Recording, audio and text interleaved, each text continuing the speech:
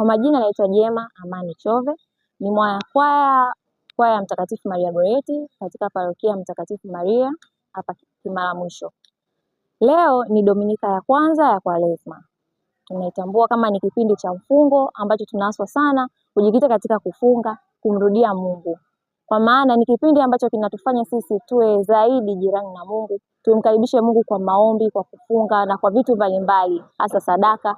Sadaka haijikiti tu katika mali, ila ni katika vitendo vyetu tunavyofanya, kuwakaribia wale wenye shida, walio katika magereza, walio hospitalini na vitendo vingine mbalimbali.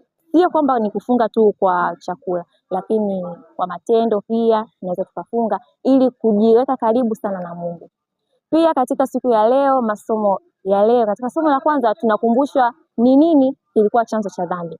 Tunaonyesha kwamba kipindi hicho Adamu na Eva walipitiwa na shetani, wakakubali kumfuata shetani kile alichosema. Lakini hichi kipindi kinatujaribu kutukumbusha ni namna gani tumrudie Mungu, ni namna gani tuiepuke ile dhambi, ni namna gani tumwepuke shetani. Pia katika Injili tunakumbushwa kwamba hata Yesu pia yeye alikuwa ni mwana wa Mungu. Licha ya kuwa ni mwana wa Mungu, alijaribiwa na shetani.